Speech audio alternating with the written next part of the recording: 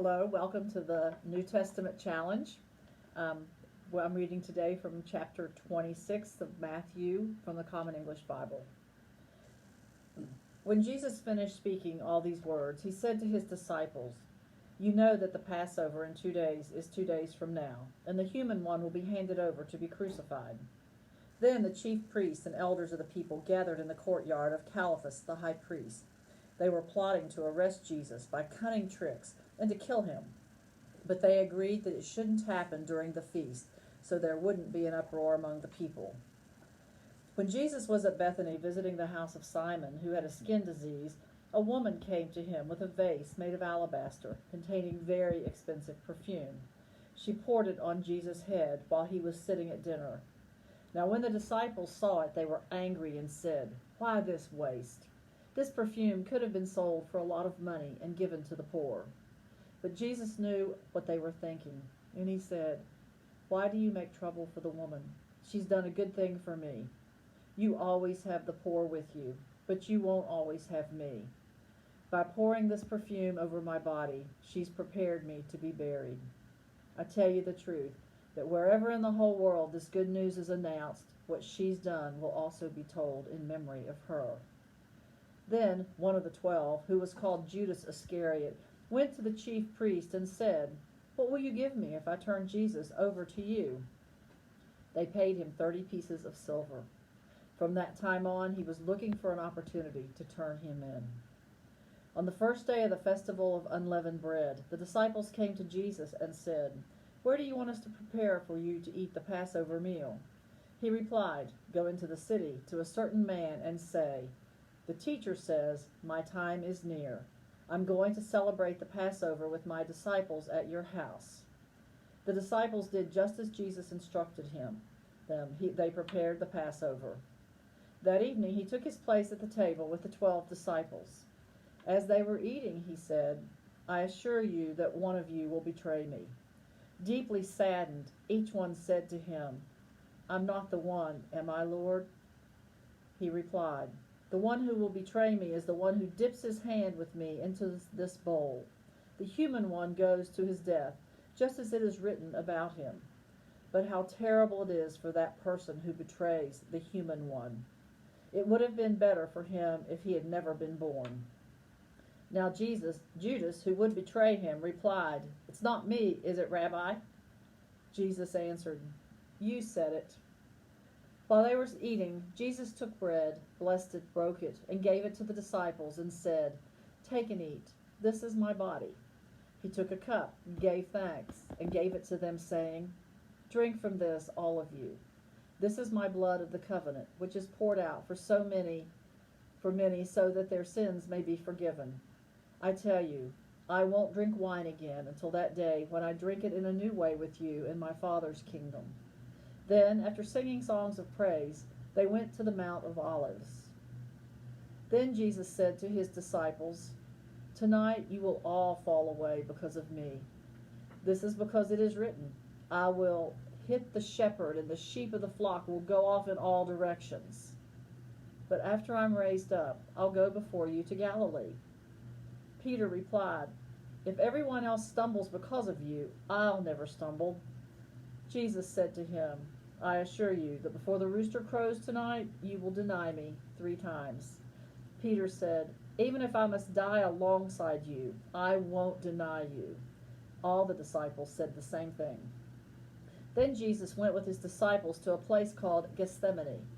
He said to the disciples, "Stay here while I go and pray over there." Then he took Peter and Zebedee's 2 sons. He began to feel sad and anxious, and he said to them, "I'm very sad. It's as if I'm dying. Stay here and keep alert with me." Then he went a short distance farther, and he fell on his face, and he prayed, "My Father, if it's possible, take this cup of suffering away from me. However, not what I want, but what you want." He came back to his disciples and found them sleeping, and he said to them, He said to Peter, "Couldn't you stay alert 1 hour with me? Stay alert and pray so that you won't give in to temptation. The spirit is eager, but the flesh is weak." A second time he went away and prayed, "My Father, if it's not possible that this cup be taken away unless I drink it, then let it be what you want." Again he came and found them sleeping. Their eyes were heavy with sleep. But he left them and again went and prayed the same words for the third time. Then he came back to his disciples and said to them, "Will you sleep and rest all night? Look, the time has come for the human one to be betrayed into the hands of sinners. Get up, let's go. Look, here comes my betrayer." While Jesus was still speaking, Judas, one of the 12, came. With him was a large crowd carrying swords and clubs. They had been sent by the chief priests and elders of the people. His betrayer had given them a sign: "Arrest the man I kiss." Just then he came to Jesus and said, "Hello, Rabbi." Then he kissed him. But Jesus said to him, "Friend, do what you came to do." Then they came and grabbed Jesus and arrested him. One of those with Jesus reached for his sword. Striking the high priest's slave, he cut off his ear. Then Jesus said to him, "Put the sword back into its place. All those who use the sword will die by the sword. Or do you think that I'm not able to ask my Father, and he will send to me more than 12 battle groups of angels right away? But if I did that, how would the scriptures be fulfilled and say this must happen?" Then Jesus said to the crowds, "Have you come with swords and clubs to arrest me like a thief? Day after day I sat in the temple teaching, but you didn't arrest me. But all this has happened so that what the prophets said in the scriptures might be fulfilled." And the disciples all left Jesus and ran away.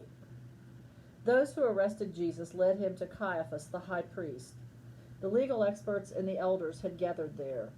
Peter followed him from a distance until he came to the high priest's courtyard. He entered the area and sat outside with the officers to see how it would turn out. The chief priests and the whole council were looking for false testimony against Jesus so that they could put him to death. But they didn't find anything they could use from the many false witnesses who were willing to come forward. But finally they found 2 who said, "This man said, 'I can destroy God's temple and rebuild it in 3 days.'" Then the high priest stood and said to Jesus, "Aren't you going to respond to the testimony these people have brought against you?" Jesus was silent. The high priest said, "By the living God, I demand that you tell us whether you are the Christ, God's Son." "You said it," Jesus replied, "but I say to you that from now on you'll see the human one sitting on the right-hand side of the Almighty and coming on the heavenly clouds." Then the high priest tore his clothes and he said, "He's insulting God. Why do we need any more witnesses? Look, you've heard his insults against God. What do you think?" And they answered, "He deserves to die." Then they spit in his face and beat him. They hit him and said, "Prophecy for us, Christ. Who hit you?" Meanwhile, Peter was sitting outside in the courtyard. A servant woman came and said to him, "You are also with Jesus, the Galilean." But he denied it in front of all of them, saying, "I don't know what you're talking about." Then he went over to the gate. Another woman saw him and said to those who were there, "This man was with Jesus, the man from Nazareth." With a solemn pledge, he denied it again, saying, "I don't know the man." A short time later, those standing there came and said to Peter, "You must be one of them. The way you talk gives you away." Then he cursed and swore, "I don't know the man." At that very moment, the rooster crowed. Peter remembered Jesus' words, "Before the rooster crows, you will deny me 3 times." And Peter went out and cried uncontrollably. This is the word of God for the people of God. Thanks be to God.